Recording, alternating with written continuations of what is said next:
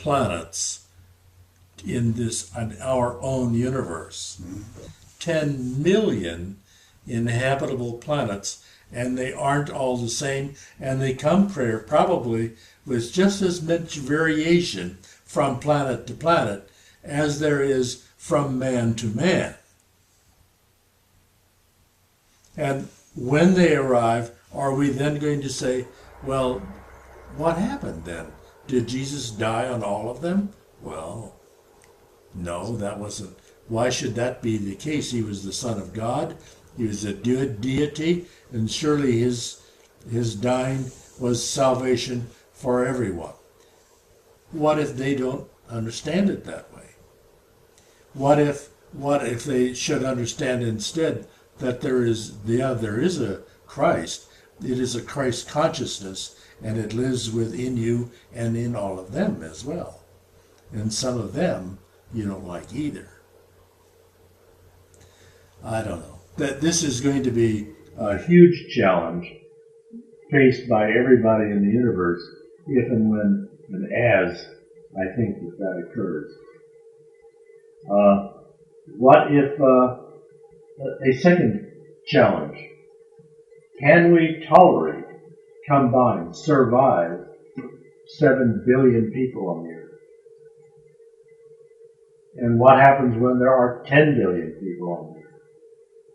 And 12 and 15 billion, perhaps all fighting and struggling for some survival.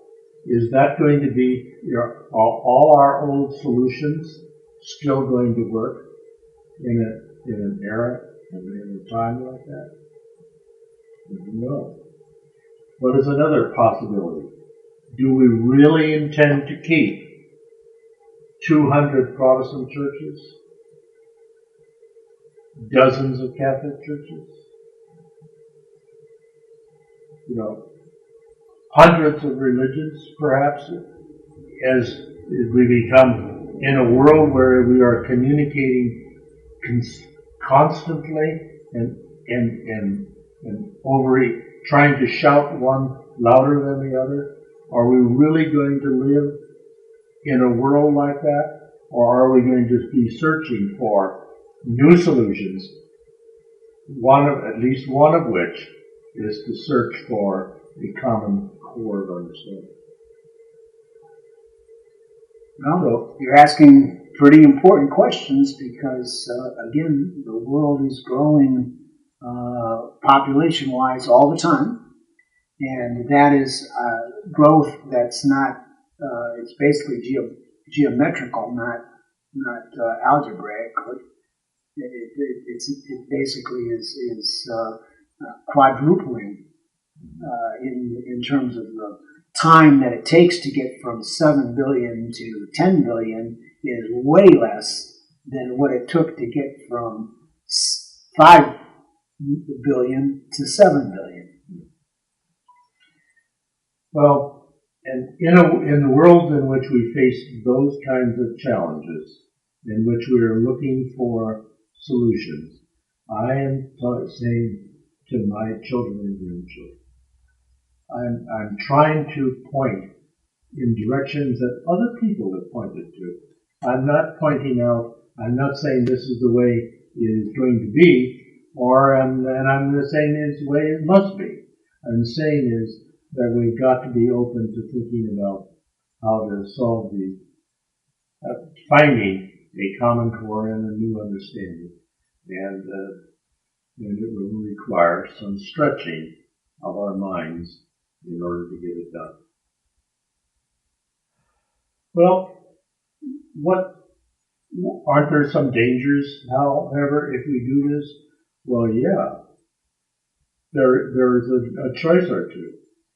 One general choice is that we choose to find the one God who is within us and who motivates us by his love for all of creation. That motivation is based on love and service to both God and man.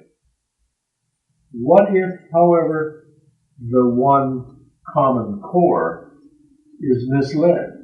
what if that leads to not just one God, but one idol who puts themselves in the position of God, as it talks about also in the New Testament? Or that will be the final challenge in this whole process. Oh, sure. Of course, Paul says that you'll maybe be able to tell by the fruits of the Spirit, and ultimately kindness, being generous, having love for your fellow man. Basically, all of those things are maybe a way of testing whether we're worshiping God or worshiping an idol. I don't know. So maybe we're not so far off the beaten track after. Well, I hope not. Okay. Well, what to learn? Practical, in a practical way. Okay. To do your own study of Revelation, you must not continue to go down the so far too beaten track, relying on people to tell you exactly that in 3 o'clock in the afternoon next week is when the world is going to come to an end. Surely we must have gotten over that by this time.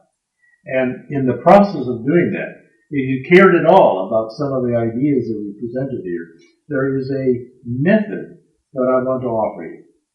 First of all, start with the interpretation given by Swedenborg. After all, no big deal. There's only 1,100 pages in this. You should be able to knock that out before noon. Or perhaps tomorrow. But in any event, and why do I say Swedenborg? Well, he's a really pretty commonsensical guy. His approach in general is to find out where else in the scriptures, it talks about the same things as it does in Revelation, and to draw some conclusions about the meaning thereof. And that approach, that will appeal to a lot of people who are establishment oriented. The second, probably sensible idea, is then go to Edgar Casey. Casey it's hard to read his original work, that's why I don't I had it here but not available. His interpretation, however, has been given by a guy named John Van Auken, and is this book on Edgar Casey on the Revelation, and he was the second easiest to understand. The language is not so difficult, and it is a strong introduction to the esoteric, mystical side of this whole area. There is a third book in order, and that is this one called Living the Law of One. And it is similar to Casey, and it is somewhat easier to read. It is in modern language, and by this time you should have been able, our readers would have probably been able to understand that they're not going to have to struggle forever. I'm saving this one till the end. This one is by Steiner, The Apocalypse of St. John. And the reason I saved it for the end is not that he's less worthy, is that he's substantially more difficult. One of his problems is that it was all done originally in German, and then he invented a new vocabulary, and he invented a new world view, which is unlike any of you've seen before, in which there are at least 4 prior Earths and more to come, and much harder to understand. It also took me, personally, 20 or more years to get familiar with him, and so I say put him off until you're really ready to deal with that major commitment.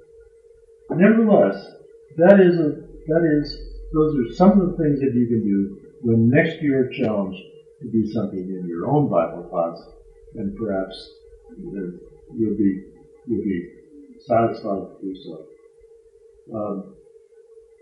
That in general, remember what you said before, Keith, the summary of the law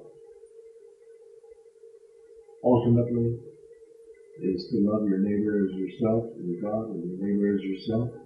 The solution is finally not found in our minds. It is eventually found in our hearts. And that is a matter of love and compassion.